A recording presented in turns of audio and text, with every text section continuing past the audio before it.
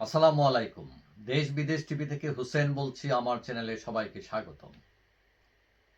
শেখ হাসিনা ভারত চলে যাবার পর আওয়ামী লীগ যে যেদিকে পারে সেদিকে পালিয়েছে, কেউ আত্মগোপনে, কেউ বিদেশে, কেউ জেলে। এখন আওয়ামী লীগটা চালাবে কে? শেখ হাসিনা ৭৮ বছর বয়সে অনেক অ্যাক্টিভ। তিনি সোশ্যাল মিডিয়ায় খুবই অ্যাক্টিভ এবং তার নেতাকর্মীদের মোটিভেট করার চেষ্টা করছেন, কর্মসূচি দিচ্ছেন, বক্তৃতা দিচ্ছেন, অডিও ভাইরাল হচ্ছে।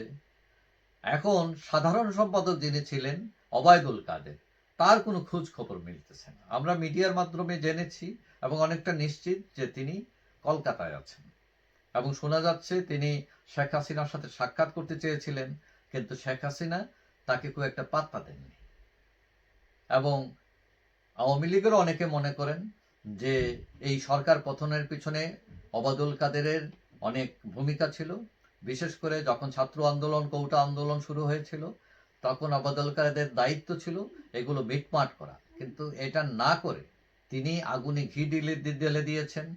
তিনি তাদের সাথে মীমাংসা না করে বলেছেন যে এদের দমন করার জন্য ছাত্রলীগই যথেষ্ট।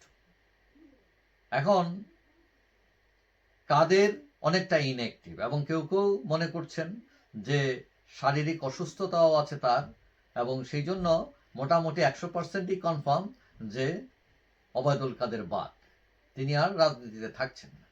তাহলে সাধারণ সম্পাদকের পদ কে নেবেন? শেখ হাসিনা আওয়ামী লীগের সভানেত্রী থাকবেন, এটা মোটামুটি 100%, মোর দেন 100% কনফার্ম। কারণ শেখ হাসিনা নিজেও ছাড়বেন না, এবং আওয়ামী লীগের বেশিরভাগ লোকজনই শেখ হাসিনার নেতৃত্বের প্রতি আস্থাশীল। তাহলে এখন প্রশ্ন আছে সাধারণ সম্পাদক। এখন সাধারণ সম্পাদক অনেক নাম শোনা গিয়েছে: সাবের হোসেন চৌধুরী, আব্দুল হামিদ, মেয়র আইবি, কাদের সিদ্দিকী, সুহেল তাজ, অনেকের নাম। এখন এখানে সবচেয়ে বেশি জনপ্রিয়, গ্রহণযোগ্য ছিলেন সাবের হোসেন চৌধুরী, কিন্তু যতটুকু জানা যায় তিনি রাজি হচ্ছেন না দায়িত্ব নিতে। তাহলে কে দায়িত্ব নিতে পারে?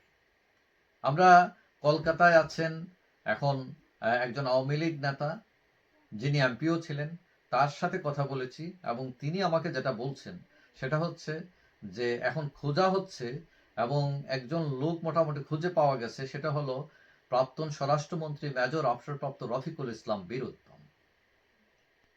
এবং শোনা যাচ্ছে যে এই যে কঠিন অবস্থা, আওয়ামী লীগের সবাই আত্মগোপনে, এই আত্মগোপনে থাকা অবস্থার মধ্যেও মেজর রফিকুল ইসলাম এখনো প্রকাশ্যে হাঁটাচলা করছেন তিনি, এবং তার এলাকায় তিনি অনেক জনপ্রিয়। তিনি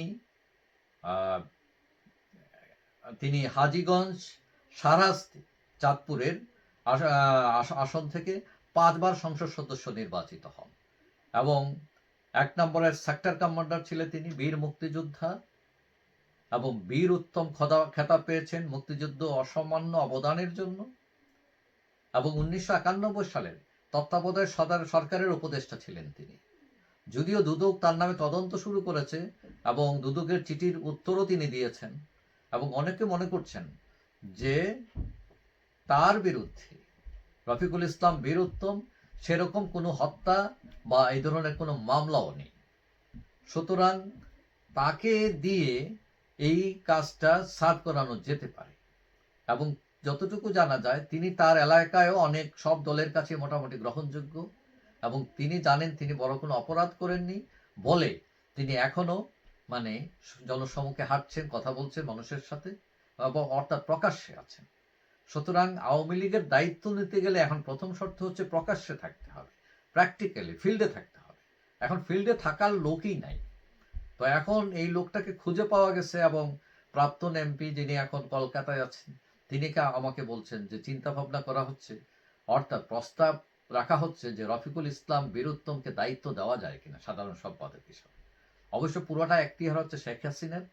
তিনি যদি গ্রহণ করেন এবং রফিকুল ইসলাম যদি রাজি হন, তাহলে হয়তো শীঘ্রই এই ঘোষণা আসতে পারে এবং তিনি দায়িত্ব নিতে পারবেন।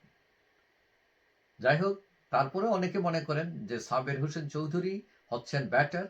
সাবের হোসেন চৌধুরীকে হয়তো রাজি করানোর আবার চেষ্টা করা হতে পারে, এবং তিনি যদি একদম নাই করে দেন, তাহলে সেকেন্ড চয়েস হিসাবে রফিকুল ইসলামের নাম আসতে পারে সাধারণ সম্পাদক হিসাবে। যাই হোক, সবাই ভালো থাকবেন। আশা করি দেখা হবে অন্য কোনো ভিডিওতে, ইনশাআল্লাহ। আল্লাহ হাফেজ।